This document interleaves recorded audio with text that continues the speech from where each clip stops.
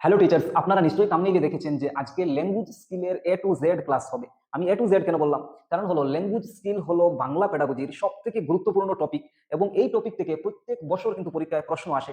Even এমনও হয় বিভিন্ন পরীক্ষাগুলোতে আমরা দেখতে পাই যে এই টপিক থেকে 4 থেকে 5টি কোয়েশ্চন এসে যায়। আমরা জানি যে ল্যাঙ্গুয়েজ স্কিল বলতে লিসেনিং, স্পিকিং, রিডিং, রাইটিং কে বলি। তাহলে এই ছোট্ট টপিক থেকে এতগুলো প্রশ্ন কিভাবে আসে?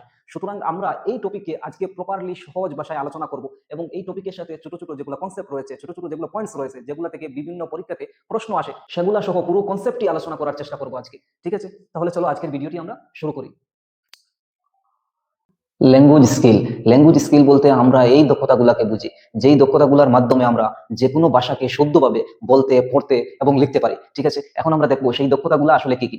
তো একটি ভাষার প্রধান 4টি দক্ষতা হলো লিসেনিং, স্পিকিং, রিডিং, রাইটিং। এগুলো আপনারা জানেন যে এটাও আপনার প্রিভিয়াস ইয়ারে এসেছে যে এগুলোর সিকোয়েন্স কিভাবে। তো প্রথমে আসবে লিসেনিং, তারপরে স্পিকিং, তারপরে রিডিং, তারপরে রাইটিং। ঠিক আছে, তারপরে আমরা দেখবো যে এই দক্ষতাগুলোকে আমরা প্রাথমিকভাবে দুভাগে বিভক্ত করতে পারি। ঠিক আছে, তো প্রথমে হচ্ছে প্রাইমারি স্কিল, তারপরে হচ্ছে রেইনফোর্সমেন্ট স্কিল। তো প্রাইমারি স্কিলের মধ্যে আসে লিসেনিং এবং স্পিকিং। কারণটা হচ্ছে আমরা যে কোনো ভাষা শেখার ক্ষেত্রে প্রথমে আমরা শুনি, তারপরে আমরা বলি, সুতরাং এগুলোকে প্রাইমারি স্কিল বলা হয়। ঠিক আছে, তারপরে হচ্ছে রেইনফোর্সমেন্ট স্কিল হলো রিডিং এবং রাইটিং। কারণ এই রিডিং এবং রাইটিং এর মাধ্যমে এই যে প্রাইমারি স্কিল যেগুলো রয়েছে এগুলাকে আমরা আরো শক্ত করে তুলতে পারি। ঠিক আছে, আসলে আমরা এই যে লেখা যেগুলো রয়েছে সেগুলো আমরা পড়বো না, ওইগুলো পিডিএফ যখন আপনারা পেয়ে যাবেন সেখান থেকে আপনারা পড়তে পারেন। কারণ অনেকগুলো কথা লেখা রয়েছে, এগুলো যদি আমি সব লাইন বাই লাইন বলে যাই তাহলে অনেকটা সময় লেগে যাবে। সুতরাং আমি চাইবো যে আসলে কনসেপ্টটা আপনাদের বোঝা হলো প্রধান গুরুত্ব। তো সেজন্য আমি কনসেপ্ট বলে দিলে আপনারা যে কোনো ভাবেই আনসার করে দিতে পারেন। ঠিক আছে, তারপরে বেস্ট লার্নিং আমরা কিভাবে করতে পারি, অর্থাৎ ভাষা শেখার ক্ষেত্রে কোন ধরনের পদ্ধতি অবলম্বন করলে সেই ভাষাটি আমরা সহজে শিখে নিতে পারি এবং আমাদের শেখাটা বেস্ট লার্নিং হয়। তো সেটি হচ্ছে ইন্টিগ্রেটেড ম্যানার। এটাও আপনাদের প্রিভিয়াস ইয়ারে এসেছে।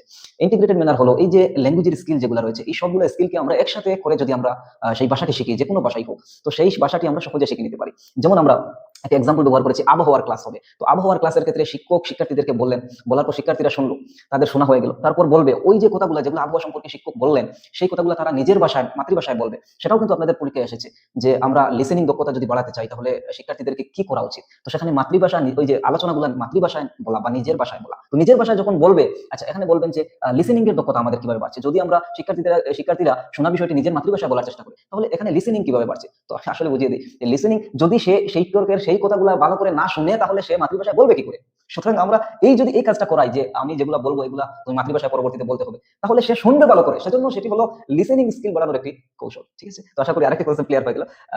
এখানে শিক্ষার্থীরা তারপরে মাতৃভাষায় তারা সেই কথাগুলো বলার চেষ্টা করবে, অর্থাৎ লিসেনিং হয়ে গেল, তারপরে স্পিকিং হয়ে গেল।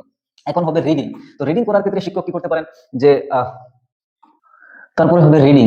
আবহাওয়া সম্পর্কে একটি আর্টিকেল পড়ার জন্য বলবেন, অর্থাৎ শিক্ষক তারপরে বলবেন যে আবহাওয়া সম্পর্কে একটি নিউজ পেপারে একটি আর্টিকেল পড়ো। সেক্ষেত্রে তার পড়া হয়ে গেল, তারপরে বলবেন যে শিক্ষক আজকের আবহাওয়া সম্পর্কে 5টি বাক্য লিখো। আজকের আবহাওয়া, মনে করুন আজকের আবহাওয়া হলো ঠান্ডা, তো আমার তো ঠান্ডা লাগছেই না, যাই হোক, হ্যাঁ, এই যে আবহাওয়া সম্পর্কে 5টি লাইন লেখার জন্য বলবেন, তখন কি হবে, শিশু প্রথমে শুনলো, তারপরে সে বললো, তারপরে সে পড়লো, তারপরে সে লিখলো। তো এই যে একটি প্রসেস চললো একই সাথে ইন্টিগ্রেটেড ম্যানারে, তো সেক্ষেত্রে কি হলো, একটি ভাষা শেখার ক্ষেত্রে বা একটি কনসেপ্ট শেখার ক্ষেত্রে শিক্ষার্থীরা কিন্তু সহজে শিখে নিতে পারে, সেই কথাই বলা হয়েছে। ঠিক আছে, তারপরে আচ্ছা এখানে আরেকটা কথা বলা হয়েছে যে এই 4টি স্কিল যদি আমরা একসাথে ব্যবহার করি না তাহলে শিখতে পারবো, কিন্তু এই 4টি স্কিল যদি একসাথে ব্যবহার করি তাহলে আমাদের ভাষা শেখাটা সহজ হয়ে যায়, সেই কথাই বলা হচ্ছে। তারপরে লিসেনিং স্কিল ও রিডিং স্কিলকে আমরা বিভিন্ন নামে জানতে পারি, অর্থাৎ এই যে ল্যাঙ্গুয়েজ স্কিল 4টি রয়েছে এগুলোর মধ্যে লিসেনিং স্কিল এবং রিডিং স্কিলকে আমরা বিভিন্ন নামে জানি। ঠিক আছে, এখানে আমি যেগুলো নাম লিখে রেখেছি এই প্রত্যেকটি নাম কিন্তু আপনাদের প্রিভিয়াস ইয়ারে এসেছে, সুতরাং এগুলো আপনারা মনে রাখবেন। তো প্রথমে হচ্ছে লিসেনিং স্কিল এবং রিডিং স্কিলকে আমরা রিসেপটিভ স্কিল নামে জানি, কারণ আমরা যখন কোনো কিছু শুনি তখন কোনো কিছু আমরা তথ্য গ্রহণ করি, রিসিভ করি, সেজন্য সেটাকে বলা হবে রিসেপটিভ স্কিল। এবং আমরা যখন পড়ি, ম্যাগাজিন পড়ি, বই পড়ি বা অন্য কিছু পড়ি, তো সেখান থেকে আমরা কোনো না কোনো কিছু তথ্য গ্রহণ করে থাকি, রিসিভ করে থাকি, সুতরাং সেটাকে বলা হয় যে রিসেপটিভ স্কিল। তারপরে লিসেনিং স্কিল ও রিডিং স্কিলকে প্যাসিভ স্কিল নামে আমরা জানি, নিষ্ক্রিয় দক্ষতা। কারণ আমরা যখন কোনো কিছু শুনি তো সেক্ষেত্রে আমরা নিষ্ক্রিয় থাকি, আমরা অ্যাক্টিভ থাকি না, বক্তা কথা বলছে তো সেখান থেকে আমরা শুনে নিচ্ছি, তো আমরা নিষ্ক্রিয়। আচ্ছা এখানে আপনারা একটা প্রশ্ন করতে পারেন যে রিডিং স্কিল কিভাবে প্যাসিভ স্কিল হবে, কারণ লিসেনিং স্কিল আমরা তো মেনে নিলাম যে এটি প্যাসিভ স্কিল, কিন্তু রিডিং কিভাবে প্যাসিভ হবে, আমরা যখন পড়ছি তো সেক্ষেত্রে তো আমরা অ্যাক্টিভ, তাহলে প্যাসিভ কিভাবে হবে। আসলে এটা আমি বুঝিয়ে দিই যে ভাষার মতে, পেডাগোজির ভাষার অনুসারে আমরা ফিজিক্যাল অ্যাক্টিভিটিকে এখানে আমরা অনুসরণ করে আমরা অ্যাক্টিভ এবং প্যাসিভ বলছি না, বরং এখানে যেমন মনে করুন আমি এক্সাম্পল দিলে আপনারা বুঝতে পারবেন, যখন আমরা পড়ি তখন আমরা আউটপুট করছি না, প্রডিউস করছি না, অর্থাৎ আমরা বলছি না, আমরা নিজের থেকে কোনো কিছু বলছি না, এখানে লেখা আছে সেগুলো আমি পড়ছি, অর্থাৎ অন্যের কাছ থেকে আমি রিসিভ করছি, সেক্ষেত্রে পেডাগোজির ভাষা সেটাকে প্যাসিভ বলা হবে। বা আমি এই যে লেখা যেটি জিনিস রয়েছে সেটি আমি নিজে লিখিনি, অন্য লিখেছে। ঠিক আছে, এবং এই আউটপুট যেটা সেটা আমি বলিনি, আমার নিজের থেকে বলিনি, অন্যের বলা কথা এবং অন্যের লেখা কথা আমি শুধু পড়ছি, তার মানে আমি রিসিভ করছি, সেজন্য সেটাকেও কিন্তু আবার প্যাসিভ স্কিল বলা হয়। ঠিক আছে, আশা করি বুঝতে পেরেছেন। তারপরে ইনপুট স্কিল। আচ্ছা ইনপুট স্কিল কেন বলি আমরা, কারণ যখন আমরা কোনো কিছু শুনি তো ইনপুট করি কোনো কিছু তথ্য বা কোনো কিছু ইনফরমেশন আমরা সেখান থেকে কালেকশন করে থাকি, সেজন্য সেটাকে বলা হবে ইনপুট স্কিল। এবং পড়ার মাধ্যমে আমরা কোনো না কোনো কিছু ইনফরমেশন কালেকশন করি। আপনি ম্যাগাজিন পড়ছেন, আপনি বই পড়ছেন, তো সেখান থেকে কোনো না কোনো কিছু তথ্য আপনি কালেকশন করছেন, আপনার ইনপুট হচ্ছে, সেজন্য সেটাকে ইনপুট স্কিল বলা হয়। তারপরে স্কিল ফর কম্প্রিহেনশন, বোধগম্যতার দক্ষতা। আচ্ছা, এখানে আরেকটা জিনিস আমি বলে দিই যে এই যে লিসেনিং স্কিল এবং রিডিং স্কিলকে আমরা বলি যে স্কিল ফর কম্প্রিহেনশন, বোধগম্যতার দক্ষতা। কারণটি হচ্ছে আমরা যখন শুনি তখন আমরা বোঝার চেষ্টা করি, কিন্তু আমরা পেডাগজির ভাষায় আমরা একটু সামনের দিকে গেলে পাবো যে আমরা শুধু শোনাকেই আমরা লিসেনিং বলতে পারি না। কারণ আমরা মনে করেন জাপানিজ গান শুনে নিলাম, তো সেটা আমাদের জন্য শোনা হবে না। শোনা হলো সেটা আমি শুনবো এবং এটির অর্থ বুঝবো এবং সেটি মনে রাখবো এবং প্রয়োজন অনুসারে সেটাকে যদি ব্যবহার করতে পারি, এমন ধরনের যদি আমার শোনা হয়, তো সেটাকে আমরা শোনা বলবো। সেই জন্যই এখানে বলা হয়েছে যে স্কিল ফর কম্প্রিহেনশন, বোধগম্যতার দক্ষতা। কারণ লিসেনিং যখন আমরা করি তখন আমরা বুঝতে পারি। এখন আমি বললাম যে লিসেনিং এর সংজ্ঞা কি, তো লিসেনিং এর সংজ্ঞা হলো আমরা বুঝবো, তারপরে মনে রাখবো, তারপরে প্রয়োজন অনুসারে ব্যবহার করবো। সেক্ষেত্রে আমরা তো বুঝতে পারতেছি, সুতরাং সেটাকে বলা হবে স্কিল ফর কম্প্রিহেনশন। তারপরে এই যে রিডিং কে আবার স্কিল ফর কম্প্রিহেনশন কেন বলা হয়, কারণ আমরা যখন পড়বো তো সেখান থেকে আমরা কোনো না কিছু তথ্য বুঝবো, কালেকশন করবো, রিসিভ করবো। ঠিক আছে, এইগুলা বিভিন্ন নাম, এগুলো আপনারা মনে রাখবেন। ঠিক আছে, তারপরে স্পিকিং স্কিল এবং রাইটিং স্কিলকে আমরা বিভিন্ন নামে জানতে পারি।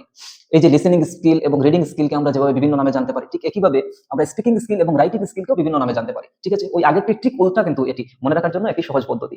তো স্পিকিং স্কিল এবং রাইটিং স্কিলকে আমরা প্রোডাক্টিভ স্কিল বলি। কারণ আমি যখন বলবো, এখন আপনাদের সামনে আমি বলছি, তো আমি কোনো না কোনো কিছু প্রকাশ করছি, প্রডিউস করছি, সেজন্য সেটাকে বলা হবে প্রোডাক্টিভ স্কিল। এবং রাইটিং যদি আমি করি, লিখি, তাহলে সেক্ষেত্রেও আমার মনের ভাব প্রকাশ করি, সেজন্য সেটাকে বলা হবে প্রোডাক্টিভ স্কিল। তারপরে হলো অ্যাক্টিভ স্কিল, কারণ হচ্ছে আমি এখন আপনাদের সামনে কথা বলছি, আমি অ্যাক্টিভ ভাবে কিন্তু কথা বলছি আপনার সামনে, সেজন্য সেটা বলা হবে অ্যাক্টিভ স্কিল। এবং আমি যদি রাইটিং করি, তো রাইটিং করার ক্ষেত্রেও কিন্তু আমার অ্যাক্টিভ থাকতে হয়। কারণ আমি অ্যাক্টিভ যদি না থাকি, তাহলে আমি ভালো করে লিখতে পারবো না, এক জায়গায় অন্য কিছু লিখে দেবো। ঠিক আছে, তো সেজন্য সেটাকে বলা হয় অ্যাক্টিভ স্কিল। তারপরে হলো আউটপুট স্কিল, কারণটি হচ্ছে আমি যখন বলবো কোনো না কোনো কিছু তথ্য, কোনো ইনফরমেশন আমি প্রডিউস করবো, প্রকাশ করবো, সেজন্য সেটাকে বলা হবে আউটপুট স্কিল।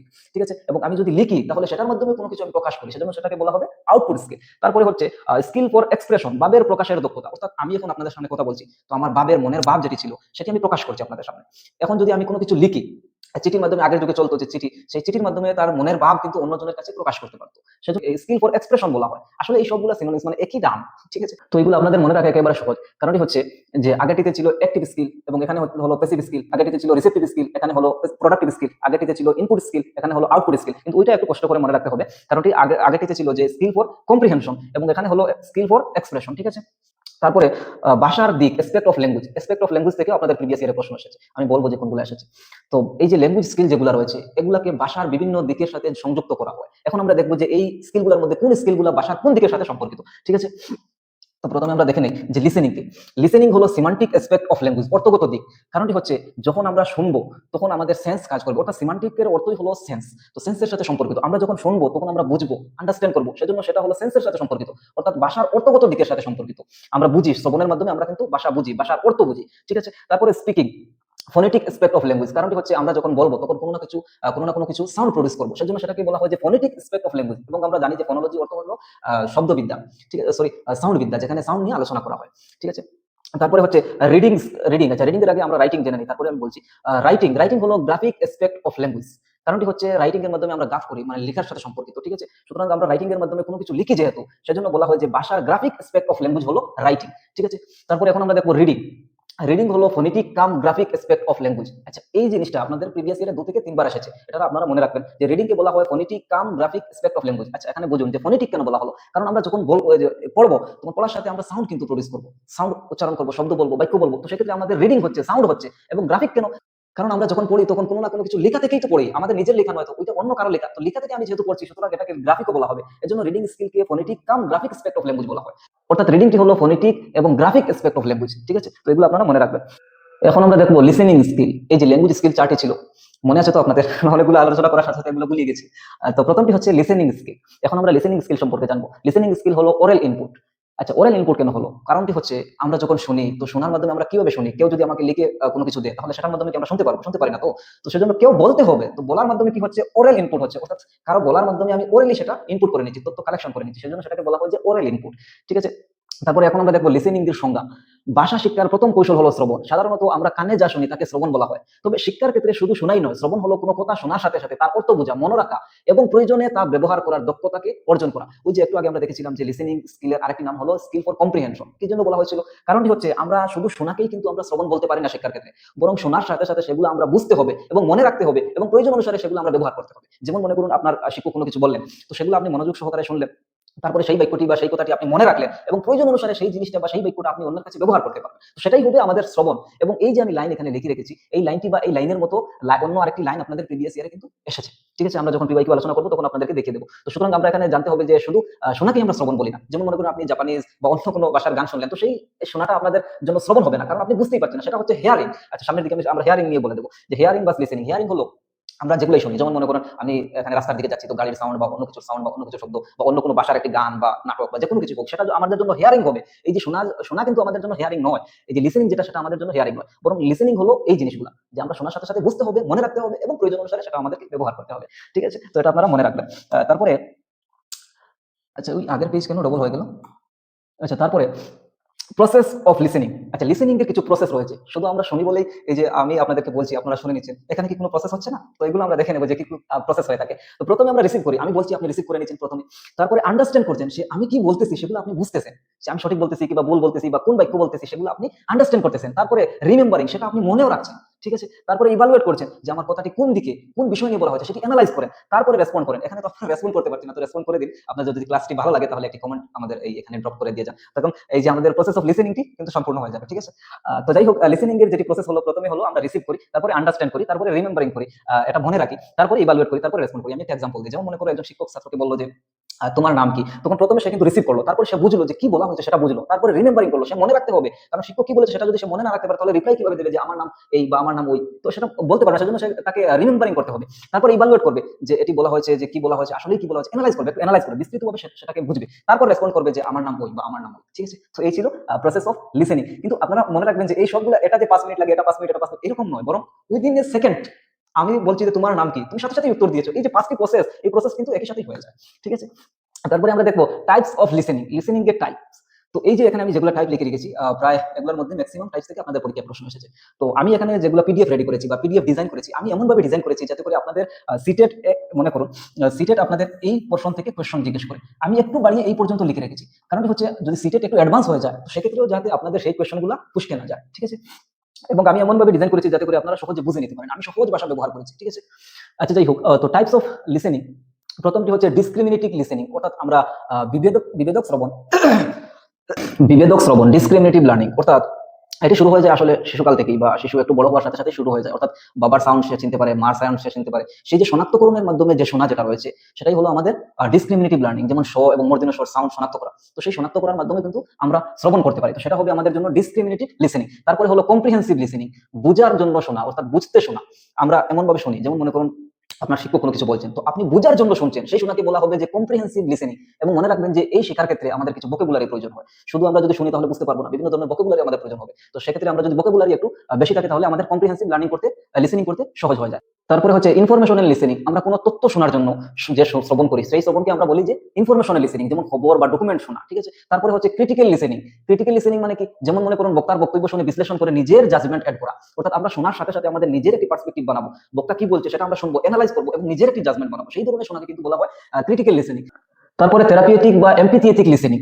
আচ্ছা, এটি এমন এক ধরনের লিসেনিং যেখানে কাউন্সিলর, পরামর্শদাতা, ডাক্তার বা অন্যান্য যে সাহায্যকারী যারা পরামর্শদাতা থাকেন, তারা যেভাবে শোনেন, তো তারা সেক্ষেত্রে কিন্তু থেরাপিউটিক লিসেনিং এর ব্যবহার করেন, অর্থাৎ মনোযোগ সহকারে তারা শোনেন। আপনি ডাক্তারের কাছে কোনো কিছু বলছেন, তো ডাক্তার মনোযোগ সহকারে আপনার কথা শুনবে।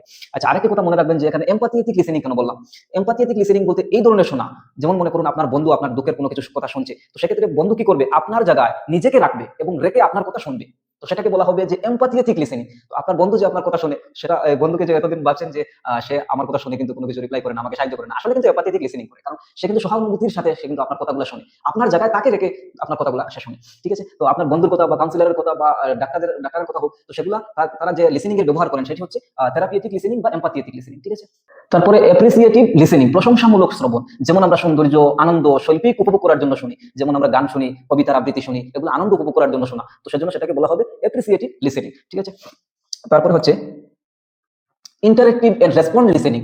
এটি হলো এমন এক ধরনের লিসেনিং যেখানে আপনি আপনার অন্য কোনো বন্ধু বা শিক্ষকের সাথে আপনি কথা বলবেন এবং শিক্ষক আপনার কথা শুনবেন এবং শিক্ষক রিপ্লাই করবেন, আপনি শুনবেন, তো আপনি তারপরে আবার রিপ্লাই করবেন। এই ধরনের যে শ্রবণ যেটা, সেটাই হলো ইন্টারেক্টিভ বা রেসপন্টিভ লিসেনিং। ঠিক আছে, তারপরে অ্যাটেন্টিভ, অ্যাক্টিভ এবং ইন্টেন্সিভ লিসেনিং। তো এটি এমন এক ধরনের শ্রবণ, যেমন মনে করুন আপনারা আমার এই লেকচারটা মনোযোগ সহকারে শুনছেন, আপনারা কেউ যদি মনোযোগ সহকারে না শুনে থাকেন তাহলে একটু মনোযোগ দিন, আমি যেগুলো বলছি, ঠিক আছে? তো এই যে আপনি শুনছেন সিটেটের জন্য আমার কথাগুলো, তো সেই শোনাগুলা কিন্তু আপনার কি হচ্ছে, অ্যাটেন্টিভ লিসেনিং, অ্যাক্টিভ লিসেনিং এবং ইন্টেন্সিভ লিসেনিং। আপনি প্রপারলি সেগুলো শুনছেন যে আমি কি বলছি, সেগুলো আপনি মনে রাখার জন্য চেষ্টা করছেন, ঠিক আছে? যেমন ধরুন পরীক্ষার জন্য গুরুত্বপূর্ণ লেকচার আছে, ওই যে আমি বললাম যে এখন আমার লেকচার শুনছেন সেটাই। যাই হোক, তারপরে এক্সটেন্সিভ লিসেনিং, বিস্তৃত শ্রবণ, ভাষার প্রবাহ ও স্বাভাবিক ব্যবহার বোঝার জন্য দীর্ঘ সময় ধরে শোনা, যেমন পডকাস্ট বা অডিও বুক অনায়াসে পড়া, এমনিতেই পড়া। এক্সটেন্সিভ রিডিং মানে এখানে মোটামুটি শোনা আর কি। মনে করুন আপনি গাড়ি চালাচ্ছেন, তো গাড়ি যারা চালায় দেখবেন তারা শুধু গান লাগিয়ে দিচ্ছে, কি গান বাজছে তারা নিজেই বুঝতে পারে না, অর্থাৎ তাদের টাইম পাস হওয়ার জন্য, টাইম পাস করার জন্য সেই যেটি শোনা, সেটি হচ্ছে এক্সটেন্সিভ লিসেনিং, ঠিক আছে? তারপরে হচ্ছে সিলেক্টিভ লিসেনিং। সিলেক্টিভ লিসেনিং হলো, যেমন মনে করুন আপনি সার্চ করেছেন যে আমি ওই ভিডিও দেখবো বা ওই কনসেপ্ট দেখবো, তো এই যে সার্চ করে সিলেক্টিভ ভাবে আপনি শুনতেছেন, তো সেটাই হলো সিলেক্টিভ লিসেনিং। বা মনে করুন আপনি একটি রেল স্টেশনে দাঁড়িয়ে আছেন, তো আপনি শুধু মনে করুন আপনার রেল স্টেশনে আপনার ট্রেনটি হলো 2টার সময়, তো আপনি 1টার আগ পর্যন্ত ঘুমিয়ে পড়বেন এবং 2টা হওয়ার সাথে সাথেই আপনি অ্যাক্টিভ ভাবে থাকবেন যে আমার ট্রেন কখন আসবে, কোন প্ল্যাটফর্মে আসবে, কিভাবে আসবে, কত নম্বর ট্রেন, সেগুলো শোনার জন্য আপনি কিন্তু অপেক্ষিত ভাবে থাকবেন। তো সেই ধরনের যেটা শোনা, এই যে আপনি সিলেক্ট করে শুনছেন, সেটাকে বলা হবে সিলেক্টিভ লিসেনিং, ঠিক আছে?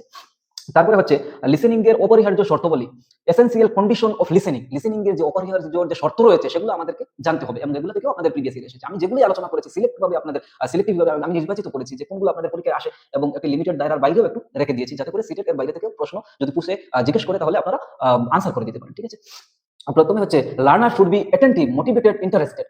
আচ্ছা, ভাষার ক্লাস যখন দিবেন বা আপনি কোনো কিছু বলবেন, তো সেক্ষেত্রে লার্নার অ্যাটেন্টিভ থাকতে হবে। অ্যাটেনশন যদি তার না থাকে তাহলে সে কিন্তু শুনতে পারবে না। তারপরে মোটিভেটেড করতে হবে, তাকে মোটিভেশন দিতে হবে। যদি সে মোটিভেট না হয় তাহলে আপনি কি বলছেন সেটা সে শুনবেই না। তারপরে তার ইন্টারেস্ট থাকতে হবে। আপনি মনে করেন একটি ক্লাস 3 তে গেলেন এবং গিয়ে পড়াতে শুরু করলেন, হিটলার এইভাবে ছিল, নেপোলিয়ন বোনাপার্ট ওইভাবে ছিল, ওইভাবে যুদ্ধ করতো। আপনারা এই যে আপনার কথার মাধ্যমে শিক্ষার্থীরা কিছু শুনবে না, নেপোলিয়ন সম্পর্কে তারা তো জানেই না। তো তাদেরকে ইন্টারেস্ট করতে হবে। তো ইন্টারেস্ট কিভাবে করবেন যে বাবা তুমি সকালে কি দিয়ে খেয়ে এসেছো, তাহলে ঠিক আছে, তো তোমার মা কিভাবে রান্না করে, তোমার কি কি খাদ্য ভালো লাগে, এইগুলো কিন্তু সে পরিচিত। তো এই পরিচিত শব্দগুলোর সাথে, বাক্যগুলোর সাথে তাকে নিয়ে আলোচনা করবেন, ঠিক আছে? তো সেক্ষেত্রে সে মোটিভেটেড হয়ে যাবে। তো সেটা হলো আমাদের জন্য একটি শর্ত। তারপরে the volume of speech or sound should be appropriate. এই যে শিক্ষক যে সাউন্ড ব্যবহার করবেন, স্পিচের যে সাউন্ড ব্যবহার করবেন, সেটি লিমিটেড অনুযায়ী, অর্থাৎ ছাত্র অনুযায়ী। মনে করুন একটি ক্লাসে 50টি ছাত্র রয়েছে, তো 50টির কাছে পৌঁছায় এমন ভাবে আপনি শব্দ উচ্চারণ করবেন, এমন ভাবে সাউন্ড প্রডিউস করবেন, ঠিক আছে? এমন নয় যে 30টি ক্লাসে ছাত্র রয়েছে, আপনি বলছেন কোথায় আছো রে, কে আছো, জলদি আসো। তো এরকম যদি বলেন তাহলে ছাত্রদের কিন্তু মনোযোগ কমে যাবে এবং তারা ভয় পেতে শুরু করবে। সুতরাং ভলিউম যেন এমন হয় যে একটু কম হলেও প্রবলেম, কারণ ছাত্ররা শুনতে পারবে না আপনি কি বলছেন, এবং বেশি হলেও প্রবলেম, ঠিক আছে? তারপরে হচ্ছে hearing organs should be normal. আমাদের যে হিয়ারিং অর্গান রয়েছে, এই যে কান রয়েছে, সেটি হলো হিয়ারিং অর্গান। তো সেটা নরমাল থাকতে হবে। যদি আমি কানে শুনতে পারি না তাহলে সেক্ষেত্রে আমাদের সেই সমস্যা হতে পারে শোনার ক্ষেত্রে, ঠিক আছে? তারপরে ভাষা শিক্ষার শ্রবণ কৌশলের প্রয়োজনীয় দিক, কি aspect of listening in language learning. শুদ্ধ উচ্চারণ। এই যে শুদ্ধ উচ্চারণ যদি একজন শিক্ষক করেন তাহলে শিশুরা কিন্তু শুদ্ধ উচ্চারণ শিখবে, এবং শিক্ষক যদি ভুল উচ্চারণ করে থাকেন তাহলে শিক্ষার্থীরা কি শিখবে? সুতরাং সেজন্য আমাদের শুদ্ধ উচ্চারণ করা অত্যন্ত প্রয়োজন। তারপরে মান্য ভাষার পরিচলন। আচ্ছা, আপনি যখন ক্লাসে যাবেন তখন বিশেষ করে একটু চেষ্টা করবেন, যেহেতু শিক্ষার্থীরা বিভিন্ন ব্যাকগ্রাউন্ড থেকে আসবে, তো তারা বিভিন্ন ভাষা নিয়ে আসবে, সুতরাং তারা আপনার মান্য ভাষাকে বুঝতে পারবে না, ঠিক আছে? কিন্তু ধীরে ধীরে ধীরে ধীরে আপনি মান্য ভাষার প্রচলন চালাবেন, যেটি ফর্মাল ল্যাঙ্গুয়েজ। যেমন মনে করুন আমি আমার মাতৃভাষা এই যে সিলেটি ভাষা, ঠিক আছে? তো আমি সিলেটি ভাষা এখন কিন্তু এখানে কথা বলছি না, আমি এই যে মান্য ভাষাটা ব্যবহার করছি। তো সেই জন্য এই যে আপনি ক্লাসে যখন যাবেন তখন মান্য ভাষা ব্যবহার করবেন, ঠিক আছে? তারপরে শ্রুতলিপি দেওয়ার সময় শুদ্ধ উচ্চারণ। আপনি যে শ্রুতলিপি দিয়ে থাকেন, আমাদের এই যে ছোটবেলায় ক্লাস 3-4 এ আসতো শ্রুতলিপি, এবং শ্রুতলিপি আসার জন্য কিন্তু আমরা অপেক্ষায় থাকতাম, কারণ শ্রুতলিপি এই একটি দুটি লাইন থাকতো এবং মার্ক থাকতো 10-20। ছোটবেলার সেই যে শিক্ষাগুলো আমাদের অনেক ভালো লাগে, ঠিক আছে? তো যাই হোক, শ্রুতলিপি আপনি যখন দেবেন তখন কিন্তু ক্লিয়ার প্রোনাউন্সিয়েশন থাকবে, এবং শুদ্ধ উচ্চারণ এমন ভাবে হতে হবে। শ্রুতলিপি যেগুলো দিবেন আপনারা এমন ভাবে দিবেন যে সেগুলো একেবারে ক্লিয়ার হয়ে থাকে, এবং লিখন যেটা থাকবে সেটাও কিন্তু আপনার জন্য ক্লিয়ার হতে হবে, এবং আপনি যদি বলেন তো সেটাও কিন্তু আপনার জন্য ক্লিয়ার হতে থাকবে। অর্থাৎ মানে শ্রুতলিপি দেওয়ার সময় শুদ্ধ উচ্চারণ আপনাদের কিন্তু ব্যবহার করতে হবে। ওই যে আগে আমি শুদ্ধ উচ্চারণ বলে দিচ্ছি, সেটার কথাই বলা হচ্ছে। তো যাই হোক, বাবা মার কথা বলার ক্ষেত্রে সাবধানতা। অর্থাৎ মনে করুন শিশুরা কিন্তু আমরা জানি যে শিশুরা অনুকরণের মাধ্যমে শিখে। তো বাবা মারা যদি কঠিন কঠিন শব্দ ব্যবহার করে, বা একটু ওই যে আমরা কি ধরনের ভাষা বলি যে খারাপ ল্যাঙ্গুয়েজ, তো খারাপ ল্যাঙ্গুয়েজ যদি আমরা ব্যবহার করি তাহলে শিশুরা কিন্তু সেটা শিখে নিবে। সেজন্য মা বাবার উচিত যে কথা বলার ক্ষেত্রে একটু সাবধানতা অবলম্বন করা, ঠিক আছে? তারপরে পরিবেশগত প্রভাব, এটাও কিন্তু আপনাদের পরীক্ষায় বারবার এসেছে। যদি এই পরিবেশগত প্রভাব শুধু এই কথা বলেই আপনাদের সামনে লিখে দেয়নি, বরং আরো কিছু লিখে রেখেছে। তো কিন্তু পরিবেশগত প্রভাব এটাও কিন্তু আপনাদের মনে রাখবেন। পারিপার্শ্বিক সম্পর্কতা, পারিপার্শ্বিক আর বিভিন্ন ধরনের শব্দ কিন্তু সে ব্যবহার করেছে পরীক্ষার ক্ষেত্রে সিটেট। তো সেটা আপনারা মনে রাখবেন যে পরিবেশের প্রভাবের ফলে কিন্তু আমরা আমাদের লিসেনিংটা ভালো হয়ে থাকে, এবং লিসেনিং হোক বা লিসেনিং এর সাথে সবগুলো এই যে ল্যাঙ্গুয়েজ স্কিল যেগুলো আছে এগুলো একে অন্যের সাথে সম্পর্কিত। সুতরাং আমরা শুধু লিসেনিং এর কথা বলতে পারি না, এই সবগুলো কিন্তু সব স্কিলের ক্ষেত্রে কিন্তু ব্যবহার হতে পারে। তো পরিবেশগত প্রভাব আপনারা মনে রাখবেন। তারপরে strategies to focus on listening, শ্রবণে মনোযোগ দিতে কৌশল।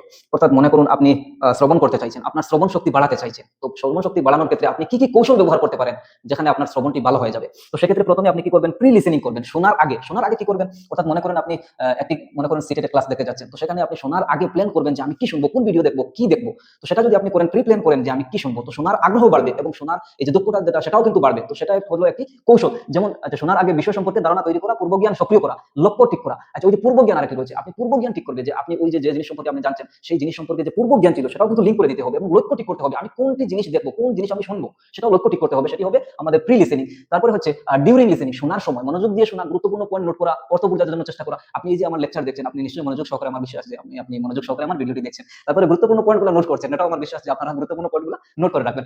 তারপরে অর্থ বোঝার চেষ্টা করা, আমি যেগুলো এখানে লিখে রেখেছি বা আমি যেগুলো বলছি এইগুলোর অর্থ বোঝার জন্য আপনারা কিন্তু চেষ্টা করছেন। তো সেটাই হলো ডিউরিং লিসেনিং। যেমন পডকাস্ট শুনতে শুনতে মূল বিষয়গুলো, পডকাস্ট কেন বলবো, এখানে তো আমি ক্লাসই দিচ্ছি, তো ক্লাস শুনতে শুনতে আপনার মূল বিষয়গুলো নোট করা, এটাই আমি উদাহরণ বলে দিই, ঠিক আছে। তারপরে আফটার লিসেনিং, শোনার পরে, যেমন মনে করুন একজন শিক্ষক ক্লাসে কোনো কিছু বললেন, তো শোনার পরে আবার ওই কথাগুলা শিশুরা নিজের ভাষায়, মাতৃভাষায় কিছু সারাংশ লিখে দিল বা সারাংশ বললো, তো সেই কথাই বলা হচ্ছে যে শোনার পর শোনার বিষয়ে সারাংশকে পড়া আর সংক্ষেপে আলোচনা বা প্রয়োগ করা। যেমন উদাহরণ, গল্প শোনার পরে তার মূল বক্তব্য নিজের ভাষায় লেখা, ঠিক আছে। তারপরে এইমস অফ লিসেনিং, শ্রবণের উদ্দেশ্য, এখান থেকেও আমাদের পরীক্ষা এসেছে, ঠিক আছে। তো এগুলো আপনারা মনে রাখবেন। প্রথমে হচ্ছে to make effective speaking skills. আচ্ছা, এখানে দেখুন আমরা যেহেতু পড়ছি এইমস অফ লিসেনিং, লিসেনিং এর এইমস কি, তাহলে এখানে স্পিকিং কিভাবে আসলো? কারণটি হচ্ছে লিসেনিং এর সাথেই কিন্তু স্পিকিং জড়িত আছে। আমি যদি ভালো করে না শুনি তাহলে আমি ওই কথাটা অন্যের কাছে বলতে পারবো না। তো শোনার সাথে স্পিকিং এর এই যে লিঙ্ক রয়েছে, ইন্টারলিঙ্ক, তো সেজন্য সেই কথা বলা হয়েছে যে মেক এফেক্টিভ স্পিকিং স্কিল। আমরা স্পিকিং স্কিল যেটা রয়েছে, বলার যে দক্ষতা রয়েছে, সেটা কিন্তু আমরা বলার উদ্দেশ্য, সেটা হলো আমাদের লিসেনিং এর উদ্দেশ্যই হলো আমাদের বলার দক্ষতাকে আরেকটু বাড়িয়ে দেওয়া, ঠিক আছে। তারপরে to develop understand of concept, idea and facts. এবং আমরা শোনার দক্ষতার আরেকটি এইমস হলো যে আমাদের আন্ডারস্ট্যান্ড করার দক্ষতা, আমাদের কনসেপ্ট বোঝার দক্ষতা, আমাদের যে কথাগুলো বলা হয় সেই ফ্যাক্টস গুলো বোঝার দক্ষতাকে বাড়ানোর জন্য আমরা লিসেনিং করি, এইমস অফ লিসেনিং, ঠিক আছে। তারপরে ইমপ্রুভ লিসেনিং স্কিল বাই, আমরা কোন পদ্ধতির মাধ্যমে সেই স্কিলগুলো আমরা ডেভেলপ করতে পারি। প্রোভাইড অপরচুনিটিস, এটা তো বারবার আসে আপনাদের পরীক্ষা, সিডিপিতে হোক অন্য কিছুতে, শিশুদেরকে প্রোভাইড দিতে হবে, অপরচুনিটি দিতে হবে। তারপরে রোল প্লে, ভূমিকা অভিনয় করতে হবে। বিভিন্ন ধরনের ভূমিকা যদি তারা অভিনয় করে তাহলে সেখানে তারা বলতে হবে। শুধু অভিনয় করা যে আমি এইভাবে করে নিলাম সেটা অভিনয় নয়, বরং অভিনয় করার সাথে সাথে আমরা বলি, তো বলার সাথে সাথে তো তার এই যে ল্যাঙ্গুয়েজ স্কিলগুলোর মধ্যে যে বলার যে দক্ষতা সেটা বিকাশ হচ্ছে, বা শিশুরা যখন শুনবে তো শোনার দক্ষতা তাদের বিকাশ হবে। তো রোল প্লে করতে হবে, রোল প্লে করার মাধ্যমে কি হবে, মনে করো আরেকটা জিনিস, একটি শিশু এখানে দাঁড়িয়ে আছে, আরেকটি শিশু ওইখানে দাঁড়িয়ে আছে, তো কিছু অভিনয় করছে, তো ওই শিশু যখন কিছু বলবে তখন ওই শিশু শুনবে, তো ওই শিশু যখন বলবে ওই শিশু শুনবে, তো শোনার দক্ষতা বিকাশ হচ্ছে এবং স্পিকিং দক্ষতা কিন্তু তাদের বিকাশ হচ্ছে। তারপরে রিপ্রোডাক্টিভ এক্সারসাইজ, পুনরুৎপাদন অনুশীলন, শোনার কথা গল্প হুবহু নিজের ভাষায় পুনরায় বলা বা চর্চা করা, শোনা গল্পটি কিভাবে আবার বলা, ঠিক আছে। তারপরে ওরাল কম্পোজিশন, মৌখিক রচনা, শোনা বিষয়ের উপর নিজের মত বা গল্প বলা, যেমন খবর শোনার পরে তার উপরে একটি সংক্ষিপ্ত মৌখিক রিপোর্ট তৈরি করা। তারপরে স্টোরি আউটলাইন, গল্পের রূপলেখা তৈরি করা, শোনা গল্পের প্রধান ঘটনা, চরিত্র, বার্তা সাজানো। উদাহরণ, গল্প শোনার পরে এর শুরু, মাঝ এবং শেষ অংশ লিখিত বা মৌলিকভাবে বর্ণনা করা। তারপরে গ্রুপ অ্যাক্টিভিটিস, ওইটাও আপনাদের পরীক্ষায় বারবার আসে, ওইগুলো বিশেষ করে শুধু জেনে রাখাই ভালো, জন্য আমি সংখ্যা বলে দিলাম। এগুলো কিন্তু আপনার আসে গ্রুপ অ্যাক্টিভিটি, গ্রুপের সাথে যদি দলগত যদি শিশুরা কাজ করে তাহলে শোনার দক্ষতা বাড়বে, বলার দক্ষতাও বাড়বে তাদের, ঠিক আছে। তাদের ভাবের আদান প্রদান করবে, তারা দলগতভাবে প্রশ্ন উত্তরের বিনিময় করবে, ডিবেট করবে, বিভিন্ন ধরনের আলোচনার মাধ্যমে তারা কিন্তু শ্রবণ দক্ষতা বা কথন দক্ষতা তারা কিন্তু বাড়াতে পারবে। তারপরে ল্যাঙ্গুয়েজ গেম এবং ডিবেট, সেখানে লিখেই রাখা হয়েছে যে ল্যাঙ্গুয়েজ গেম, সব মনে করুন একটি শব্দ গেম, শব্দ খেলা রয়েছে, বিভিন্ন ধরনের শব্দ খেলা রয়েছে। আপনারা ভিডিওর মাধ্যমে দেখবেন যে বিভিন্ন শিক্ষকেরা শব্দ শেখানোর জন্য বিভিন্ন ধরনের গেম খেলে থাকেন, তো সেই কথাই বলা হয়েছে যে ল্যাঙ্গুয়েজ গেম। তারপরে ডিবেট করাতে পারেন, ডিবেট করার মাধ্যমে বিভিন্ন ধরনের প্রসঙ্গের সাথে তাদের কিন্তু পরিচিতি লাভ করে এবং বিভিন্ন প্রসঙ্গের সাথে যেহেতু বা বিভিন্ন টপিকের সাথে যেহেতু তারা সম্পর্ক লাভ করবে, সুতরাং সেক্ষেত্রে তারা তাদের শোনার দক্ষতা বাড়বে এবং তাদের বলার দক্ষতা, তাদের ভোকাবুলারি বাড়বে, ঠিক আছে। খেলা বা এই আগের কথাই। তারপরে স্পিকিং স্কিল। আচ্ছা, এখন আমরা আসবো ল্যাঙ্গুয়েজ স্কিলের ভাষা দক্ষতার দ্বিতীয় স্কিলে, স্পিকিং স্কিল। স্পিকিং স্কিল হলো একটি প্রোডাক্টিভ এবং এক্সপ্রেসিভ স্কিল, এটা তো আমরা জানি। স্পিকিং এর মাধ্যমে আমরা ভাষা উৎপাদন করেছি, এটাও ঠিক আছে। তারপরে এটি হলো ওরাল স্পিক, কারণ এটা আমরা মুখের মাধ্যমে বলি, ঠিক আছে। তারপরে স্পিকিং স্কিল। আচ্ছা, এখন স্পিকিং স্কিলের সংজ্ঞাটা আমরা দেখি। এই সংজ্ঞাটাও কিন্তু আমাদের ভালো করে বুঝতে হয়, যেভাবে লিসেনিং এর সংজ্ঞা আমাদেরকে ভালো করে বুঝতে হয়, ঠিক একইভাবে স্পিকিং এর সংজ্ঞাটাও আমাদের কিন্তু ভালো করে বুঝতে হয়, ঠিক আছে। কারণ এই সংজ্ঞা থেকে কিন্তু প্রশ্ন আসে, ঠিক আছে। আপনারা এতদিন শুনেছেন যে শুধু বলাকেই আমরা স্পিকিং বলি, আসলে কিন্তু শুধু বলাকে আমরা স্পিকিং বলতে পারি না, কারণ আমি এখানে যে সংজ্ঞা লিখে রেখেছি ঠিক একইভাবে বা ওই ধরনের ওই সেন্সে আপনাদের প্রিভিয়াস ইয়ারে প্রশ্ন এসেছে, ঠিক আছে। তো দেখুন, ভাষা দক্ষতার দ্বিতীয় কৌশল হলো কথন। কথন মানে হলো বলা, এটি মনের বাচ্চা অনেকটা লম্বা করে লিখে রাখা হয়েছে, আমি সংক্ষেপে বলে দিই যে কথন হলো একটি জটিল প্রক্রিয়া। কারণ আমরা যখন বলবো তখন বলার সাথে সাথে আমরা কি করতে হবে, প্রথমে আমরা চিন্তা করে নিতে হবে, আমাদের ধারণা তৈরি করতে হবে যে আমি কি বলবো এবং কিভাবে বলবো এবং আমি কিভাবে বললে শ্রোতারা বুঝতে পারবে। সেই যে প্রক্রিয়া, সেই যে 3টি প্রক্রিয়া বা 4টি প্রক্রিয়া এই বলার সাথে জড়িত, সেইগুলো আমাদেরকে মনে রেখে আমাদেরকে বলতে হয়। তো এই ধরনের যদি আমরা বলি, এইভাবে যদি আমরা প্রসেস অনুসরণ করে যদি আমরা বলি, তো সেটাই হবে বলা। না হলে তো এই যে পাগলের বলাকেই আমরা বলা বলতে পারি, ঠিক আছে। তারপরে জিন স্টন, তিনি একজন মনোবৈজ্ঞানিক, এখনো জীবিত রয়েছেন, আপনারা চাইলে তার সাথে সাক্ষাৎকার করে নিতে পারেন, ঠিক আছে।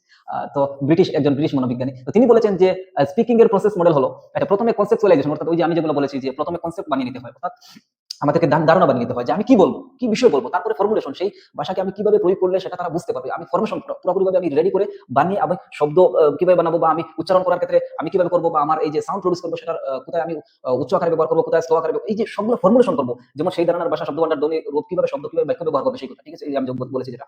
তারপরে আর্টিকুলেশন চূড়ান্ত ধাপে আমরা কণ্ঠ টুর জিহ্বা ব্যবহার করে শব্দ উচ্চারণ করি যা শ্রোতা শুনতে পায়, এবং তারপরে আমরা কি করি শুদ্ধভাবে সেটাকে প্রকাশ করি। ঠিক আছে, অর্থাৎ এই যে আমি সংক্ষেপে বলেছিলাম যে আমরা বলার আগে ধারণা তৈরি করতে হবে আমরা কি বলবো, তারপরে আমরা কিভাবে বলবো এবং কিভাবে বললে শ্রোতারা বুঝতে পারবে, সেই কথাই কিন্তু এখানে বলে রাখা হয়েছে, এগুলো আপনি মনে রাখবেন। তারপরে টাইপস অফ স্পিকিং স্কিল, এখন আমরা জানবো যে কথন দক্ষতার প্রকারভেদ। প্রথমটি হচ্ছে, এগুলো থেকে আমাদের প্রিভিয়াস এর অনেকবার প্রশ্নতে এসেছে, ইন্টারেক্টিভ। ইন্টারেক্টিভ হলো দুই বা ততোধিক ব্যক্তির মধ্যে সরাসরি কথোপকথন, যেখানে প্রত্যেকের পালা করে কথা বলে শোনা। যেমন মনে করুন কথোপকথন, আপনি এখানে বসলেন আমি এখানে বসলাম, তো আপনি কথা বলছেন আমি কথা বলছি, এই ধরনের কথোপকথনকে বলা হয় কিন্তু ইন্টারেক্টিভ স্পিকিং। তারপরে হলো পার্শিয়ালি ইন্টারেক্টিভ, আংশিকভাবে। যেমন মনে করুন আপনারা বিভিন্ন সময় দেখবেন যে আমাদের বিভিন্ন ভারতীয় বড় বড় চ্যানেলে বিভিন্ন ধরনের যে ডিবেট হয়ে থাকে, বিশেষ কোনো ব্যক্তিকে বা বিশেষ কিছু ব্যক্তিদেরকে সামনে নিয়ে বসিয়ে দেন এবং তারা লেকচার করেন, তাদের মধ্যে ডিবেট করেন। তার পরবর্তীতে যারা শ্রোতা থাকে তাদেরকে একটু সময় দেওয়া হয় যে আপনারা জিজ্ঞেস কিছু করতে পারেন, বা আরেকটি এক্সাম্পল দিলে ভালো হয়, যেমন মোটিভেশনাল স্পিকার। তো মোটিভেশনাল স্পিকার প্রথমে তিনি অনেকটা ভাষণ দেন, অনেক লম্বা লম্বা কথা বলেন, আসলে কিন্তু নিজেই জীবনে কিছু করতে পারেনি, যাই হোক আচ্ছা, সেই জিনিস আমি বলতে চাই না। তো মনে করুন আমি অনেক কিছু বললেন, তারপরে শ্রোতারা কিন্তু শুনছে, তারা কিন্তু বলছে না, কিন্তু হঠাৎ করে শেষ সময়ে তারা কিন্তু কিছু জিনিস জিজ্ঞেস করে, সেই যে জিনিস যেগুলো সেটাই কি বলা হয় যে পার্শিয়ালি ইন্টারেক্টিভ, কিছু সময়ের জন্য একটুর জন্য আমি পার্টিসিপেট করি কথোপকথনের ক্ষেত্রে। ঠিক আছে, তারপরে নন ইন্টারেক্টিভ, এটি হলো এমন এক ধরনের স্পিকিং যেখানে শুধু একতরফাই বলা হয়, যেমন মনে করেন রেডিওতে বলা, তো রেডিওতে শুধু বলবে আপনি শুধু শুনবেন, তো সেই ধরনের বলাকে বলা হয় একতরফা বলা। ঠিক আছে, তারপরে এইম অফ স্কিল, কথনের দক্ষতা। এই যে কথন দক্ষতা যেটা রয়েছে সেটির এইমস কি, সেটির মূল লক্ষ্য কি, develop the habit of speaking sentence clearly and comprehensively, অর্থাৎ বাক্যগুলো আমরা কিভাবে সহজে বলবো, সুন্দর করে বলবো, শুদ্ধভাবে বলবো, সেটা হলো তার একটি এইমস। তারপরে be able to express feeling or emotion in speech inside or outside of the class, আমরা যে নিজের মনের ভাব যেগুলো রয়েছে সেগুলো আমরা ক্লাসের মধ্যে কিভাবে প্রকাশ করবো, ক্লাসের বাইরে গিয়ে কিভাবে প্রকাশ করবো, সেগুলোই আমাদের একটি এইম। তারপরে enable the use of correct words, correct spelling, stress, rhyme, fluency, intonation, phrase, etc, এগুলো আমাদের শুদ্ধ হওয়ার জন্য আমরা কিন্তু স্পিকিং করে থাকি। তো এটা হলো স্পিকিং এর একটি উদ্দেশ্য। ঠিক আছে, তারপরে make the learner a good and confident speaker, এটি হলো আমাদের মেন উদ্দেশ্য। একটি লার্নারকে কনফিডেন্টলি বলার যে দক্ষতা যেটা রয়েছে, সে যে কোনো জায়গায় হোক বা ক্লাসের মধ্যে হোক, সে কনফিডেন্টের সাথে তার নিজের যে আত্মবিশ্বাস রয়েছে সেই আত্মবিশ্বাসের সাথে যাতে সে কথা বলতে পারে, সেজন্যই আমরা কিন্তু স্পিকিং করাই। অর্থাৎ স্পিকিং এর উদ্দেশ্যই হলো, এটি হলো মেইন উদ্দেশ্য, make the learner a good and confident speaker, একজন ভালো বক্তা এবং কনফিডেন্ট স্পিকার বানানোর জন্য চেষ্টা করে। ঠিক আছে, যে কোনো পরিস্থিতিতে স্বাভাবিক স্পষ্ট নির্ভীকভাবে কথা বলার মানসিকতা তৈরি করা। আচ্ছা, যাই হোক, তারপরে strategies to improve speaking skill, কথন দক্ষতা উন্নত করার কৌশল। Oral training of A language, আমরা জানি যদি আমরা যদি মুখে কথা বলি তাহলে আমাদের এই যে স্পিকিং এর ডেভেলপ হয় সেটা তো আমরা জানি। তারপরে ভেরিয়াস অডিও ভিজুয়াল এইডস, আমরা বিভিন্ন ধরনের অডিওর মাধ্যমে কোনো কিছু শোনাতে পারি, তো শোনানোর মাধ্যমে তারা কিন্তু ভাষা শিখতে পারে, ভাষা বলতে শিখতে পারে। ভিজুয়াল এইডস দেখাতে পারি, আমরা চিত্র বা অন্য কোনো কিছু ফটো আমরা দেখাতে পারি। ঠিক আছে, বা কোনো ভিডিও আমরা দেখাতে পারি, যেমন উদাহরণ ইউটিউব থেকে হিন্দি সিনেমা দেখানো, ভাষা শেখার অ্যাপস ব্যবহার করা। তারপরে অ্যাক্টিভিটিস, আমরা জানি যদি অ্যাক্টিভিটিস করাই তাহলে শিশুরা অ্যাক্টিভিটির মাধ্যমে নিজেকে জড়িয়ে রাখতে পারে এবং ইন্টারেস্ট আসে, এবং ইন্টারেস্ট যেহেতু আসবে তারা মোটিভেটেড হবে, মোটিভেটেড যেহেতু হবে তারা কিন্তু স্পিকিং করতে ভালো করে শিখে যাবে। তারপরে ইউজিং মিনিমাল রেসপন্স, আচ্ছা এটি আপনারা মনে রাখবেন। ইউজিং মিনিমাল রেসপন্স মানে মনে করুন আপনি ইংলিশ ভাষা শিক্ষা দিতে যাচ্ছেন, ইংলিশ ক্লাসে যাচ্ছেন, তো সেখানে কি করবেন যে শিশু শিক্ষার্থীদেরকে বলবেন যে good morning, good afternoon, come here, go there, এই ধরনের যে ছোট ছোট যেগুলো বাক্য রয়েছে, ছোট ছোট আমরা যেগুলো সাধারণ বাক্য ব্যবহার করি, সেই বাক্যগুলো যাতে রেসপন্স করে, অর্থাৎ আপনি বললেন লম্বা করে একটি সেন্টেন্স, তো তারা যেন ইয়েস স্যার বলতে পারে বা রাইট স্যার, এই ধরনের বাক্য কিন্তু তারা যেহেতু বলতে পারে, তো সেজন্য সেক্ষেত্রে আপনি এটাকে চেষ্টা করতে হবে যে ইউজিং মিনিমাল রেসপন্স, ন্যূনতম প্রতিক্রিয়ার ব্যবহার, যেমন কেমন আছেন, ঠিক আছে, ওই ধরনের বা বলা, এই ধরনের বলা। ঠিক আছে, তারপর ড্রিল ট্রেনিং, অনুশীলনমূলক প্রশিক্ষণ, আমরা জানি যত প্র্যাকটিস করবো যে কোনো বিষয়ে, যত প্র্যাকটিস করবো তত আমরা শিখবো। ঠিক আছে, তো সেই কথাই বলা হয়েছে যে ভাষার গঠন, শব্দ, ধ্বনি, পুনরাবৃত্তির মাধ্যমে সেগুলো স্বয়ংক্রিয়ভাবে আয়ত্ত করা, উদাহরণ শিশুদেরকে বেশি বেশি করে প্র্যাকটিস করার সুযোগ দেওয়া। ঠিক আছে, তারপরে authentic or Democratic or conducive environment, এই পয়েন্টটি আপনাদের কিন্তু বারবার পরীক্ষায় এসেছে, ডেমোক্রেটিকও এসেছে, অথেন্টিকও এসেছে, কন্ডিউসিভও এসেছে, অর্থাৎ এই তিনটি কিন্তু আবার সিনোনিমস। তো এই ধরনের একটি এনভায়রনমেন্ট বানাতে হবে যেখানে শিশুরা ফ্রিলি নিজেকে এক্সপ্রেস করতে পারে, অর্থাৎ খোলামেলাভাবে যাতে এক্সপ্রেস করতে পারে। আপনি যদি প্রথমে ক্লাসে ঢুকে বলেন যে এই বসো বসো, এই ধরনের যদি শিশুদের প্রথমেই মানসিকতা নষ্ট হয়ে যাবে। যদি হাসি মুখে ঢুকেন, তারপরে তাদেরকে এই যে গ্রিটিংস দেন, ঠিক আছে, ভালো আছো কিনা একটু জিজ্ঞেস করে নেন, এই যে 4-5 মিনিট একটু গল্প করবেন, গল্প করার মাধ্যমে আপনার যে পরবর্তী যে সময় রয়েছে সেই সময়টা কিন্তু আপনার কাজে লাগবে। আর যদি প্রথমেই এসে শাসন শুরু করে দেন তাহলে আপনি 3 ঘন্টায় লেকচার দিলে আপনার কোনো কাজেই আসবে না। ঠিক আছে, তো আমাদের একটি অথেন্টিক এবং ডেমোক্রেটিক এবং কন্ডিসিভ এনভায়রনমেন্ট বানাতে হবে। এই তিনটি শব্দ আপনাদের সিডিপিতেও এসেছে এবং বাংলার ক্লাসে এসেছে, এই তিনটি শব্দ একই সাথে নয়, কখনো অথেন্টিক, কখনো ডেমোক্রেটিক, কখনো কন্ডিসিভ ব্যবহার করা। যাই হোক, এই ধরনের আমরা আমাদের একটি পরিবেশ বানিয়ে দিতে হয় যেখানে শিশুরা নিজেকে খোলাখুলিভাবে এক্সপ্রেস করতে পারে এবং সহজে ভাষা শিখতে পারে। ম্যাক্সিমাম অপরচুনিটিস, এই যে আগে যেটা বলা হয়েছে এর সাথেই এটা লিঙ্ক, মানে যদি আমরা যদি ডেমোক্রেটিক বা কন্ডিসিভ এনভায়রনমেন্ট বানিয়ে দিই তাহলে অটোমেটিক ম্যাক্সিমাম অপরচুনিটিস শিশুরা পেয়ে যাবে। ঠিক আছে, তারপর using play as a method, এই যে আমরা খেলা যেটা রয়েছে, শিশুদের খেলা যেটা রয়েছে সেটাকে একটা মেথড হিসাবে আমাদেরকে দেখতে হবে, অর্থাৎ খেলার মাধ্যমে আমরা শিশুদেরকে বিভিন্ন ধরনের শিক্ষা শিখিয়ে দিতে পারি। যেমন মনে করুন আজকে একটি গেম হবে যে এই ক্লাসের মধ্যে কতজন শিক্ষার্থী আছে গণনা করো, এই গণনা করার মাধ্যমে শিক্ষার্থী কিন্তু উৎসাহিত থাকে যে আমি গণব কত। আমরা ওই যে আগের ছোটবেলায় অনেক সময় মনে পড়ে যে ছোটবেলায় যখন আমরা স্কুলে যেতাম তখন শিক্ষক বলতেন যে আজকে কতজন উপস্থিত রয়েছে, তো অন্য কিছু না করলেও কিন্তু এই মাথাগুলা গণতাম। তো ছোট ছোট শিক্ষার্থীদেরকে সেই ধরনের যদি কোনো গেম দেন, আর বিভিন্ন ধরনের গেম রয়েছে ইউটিউবে, আপনারা বিভিন্ন ধরনের গেম দেখতে পারেন, তো সেই ধরনের গেম কিন্তু ব্যবহার করতে পারলে সেই ধরনের গেমকে আপনি একটি মেথড, একটি পদ্ধতি হিসেবে ব্যবহার করতে হবে, এবং এই পদ্ধতি যদি হিসেবে ব্যবহার করেন তাহলে কিন্তু সারা কিন্তু ভাষা শিখে যেতে পারে।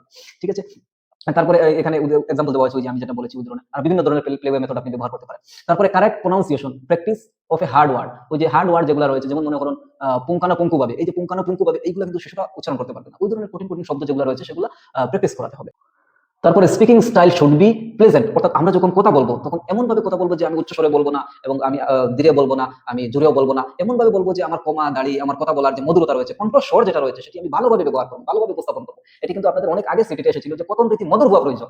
ঠিক আছে, কণ্ঠস্বরের নমনীয়তা, কণ্ঠস্বর স্বাভাবিকভাবে রাখতে হবে, গতি সঠিক গতি রাখতে হবে। তো আপনি যখন কথা বলবেন তখন এইভাবে যদি আপনি ব্যবহার করেন তাহলে শ্রোতারা কিন্তু ভালোবাসবে। সেক্ষেত্রে বলা হচ্ছে তো শিশুদের সামনে যদি আপনি এই ধরনের শব্দগুলো ব্যবহার করেন, এই ধরনের বাক্যগুলো ব্যবহার করেন, তাহলে শিশুরা মনোযোগ সহকারে শুনবে এবং ভাষাগুলো শিখে নেবে। ঠিক আছে, তারপরে পার্টিসিপেট ইন স্কুল প্রোগ্রামস, এটা তো আমরা জানি যে শুধু আমরা ক্লাসের মধ্যে বসিয়ে রাখলে শিশুদেরকে চলে না, বরং ক্লাসের বাইরেও নিয়ে যেতে হয় এবং প্রোগ্রামের মধ্যে উৎসবের মধ্যে তাদেরকে পার্টিসিপেট করানোর সুযোগ দিতে হয়। ঠিক আছে, তো সেখানে তাদের নিজেকে এক্সপ্রেস করতে পারে এবং বিভিন্ন জিনিস তারা শিখে নিতে পারে।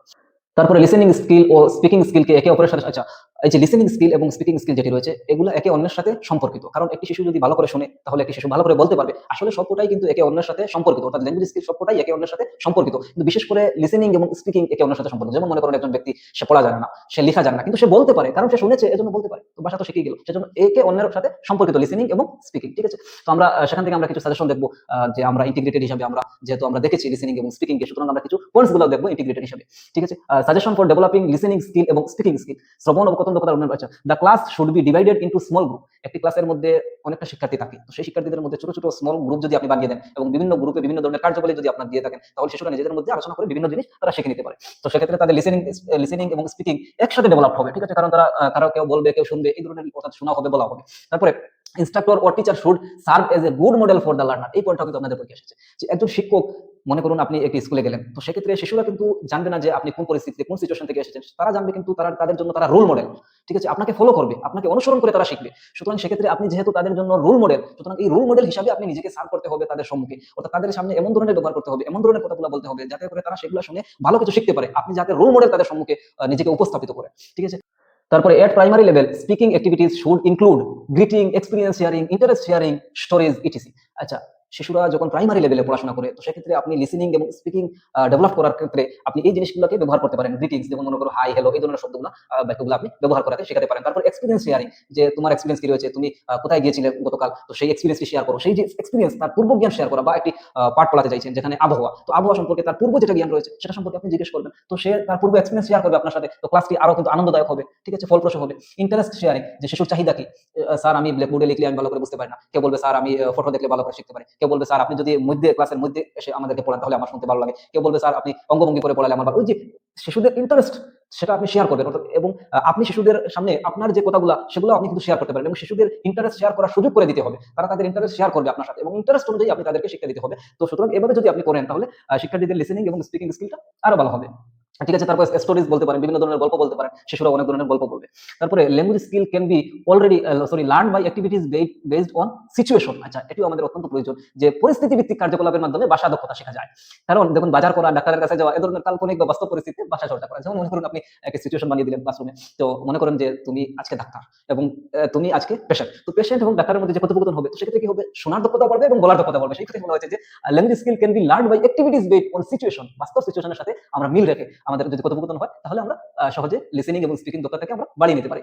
তারপরে individual attention must be given to the learners, অর্থাৎ প্রত্যেক শিক্ষার্থীর জন্য আলাদা আলাদাভাবে অ্যাটেনশন দিতে হবে, আলাদাভাবে খেয়াল রাখতে হবে, তার শিক্ষার ক্ষেত্রে, তার বলার ক্ষেত্রে, তার পড়ার ক্ষেত্রে, সব ধরনের স্কিল ডেভেলপ করার ক্ষেত্রে আলাদাভাবে তার খেয়াল রাখতে হবে। ঠিক আছে, তারপরে the teacher should have a sympathetic outlook toward the listening speaking shortcomings of the learner, অর্থাৎ যেমন মনে করুন একজন শিক্ষক ক্লাসে গেলেন, তো শিক্ষার্থীরা যদি ভুল করে তাহলে সেক্ষেত্রে তিনি সহানুভূতি দেখাতে হবে, এমন নয় যে তিনি শাস্তি দিয়ে দিবেন। ঠিক আছে, বরং ভুল হলে আপনি সংশোধিত করার চেষ্টা করবেন এবং তাদেরকে গাইড করবেন। ঠিক আছে, তো শিক্ষকের সহানুভূতিশীল দৃষ্টিভঙ্গিতে থাকা উচিত, ভুলকে শাস্তির পরিবর্তে শেখার সুযোগ হিসাবে দেখানো এবং উৎসাহ দিয়ে সংশোধন করা। ঠিক আছে, যে উৎসাহ দিয়ে আমরা কিভাবে সংশোধন করি, যেমন মনে করুন এইবার ভুল হয়েছে, ঠিক আছে কোনো সমস্যা নেই, নেক্সট টাইম তোমার আরো ভালো হবে, উৎসাহের মাধ্যমে আমরা সংশোধন করি। ঠিক আছে, তারপরে various uses of listening skill, এখন আমার এই যে ইন্টিগ্রেটেড ম্যানারে দেখেছি এবং এখন আমরা আলাদাভাবে আবার দেখছি। শ্রবণ দক্ষতার বিভিন্ন ব্যবহার, understand concept, ideas, feeling, ETC, এটা আমরা আলোচনা করেছি।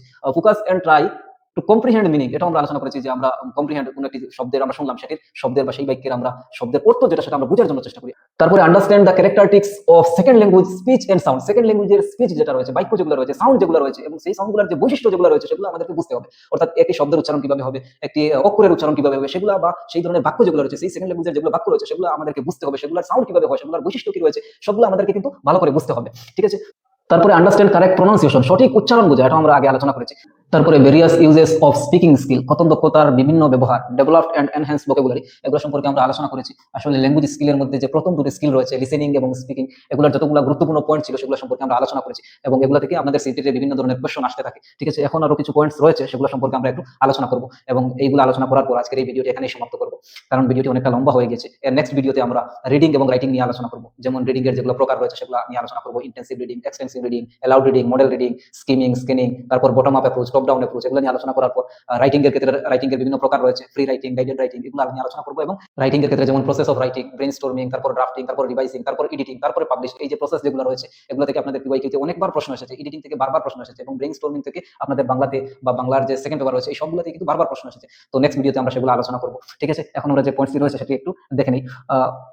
Express their feelings on views, এগুলো তো আপনারা জানেন। Improve diction and learn from mistake, mistake থেকে আমরা শিখি, বিভিন্ন ধরনের অজানা জিনিস থেকে আমরা শিখে যাই, ভুল করার মাধ্যমে আমরা কিন্তু শিখি। Understand non verbal action such as a facial expression, আমরা শুধু কথা বলার মাধ্যমে আমাদের মনের ভাব প্রকাশ করি না, বরং আমাদের ফেসিয়াল এক্সপ্রেশনের মাধ্যমে, আমাদের মুখের অঙ্গভঙ্গির মাধ্যমে কিন্তু আমাদের মনের ভাব প্রকাশ করতে পারি। যেমন কেউ হাসি মুখে না বললে বুঝে নেওয়া যে সে রসিকতা করছে, কেউ হাসি মুখে বললো যে আমি এটা করবো না, ওটা চাই না, এই ধরনের যদি কোনো কিছু বলে তাহলে আপনি বুঝে নিতে হবে সে রসিকতা করছে। ঠিক আছে, যাই হোক প্রিয় শিক্ষকরা, আজকের ক্লাসটি আমরা এখানেই সমাপ্ত করছি, এবং আপনারা যারা আমাদের আগের ক্লাসগুলো দেখেনি আমাদের এই ইউটিউব চ্যানেলে গিয়ে সেই ভিডিওগুলো দেখে নিতে পারেন, কারণ আমরা সিটেট এর বাংলা সাবজেক্টের সিলেবাস অনুযায়ী প্রত্যেকটি টপিক ধারাবাহিকভাবে আলোচনা করছি। ঠিক আছে, এবং যারা আমাদের এই চ্যানেলে নতুন এসেছেন আমাদের সাপোর্টের জন্য একটি সাবস্ক্রাইব দিয়ে যাবেন। Thanks to all teachers.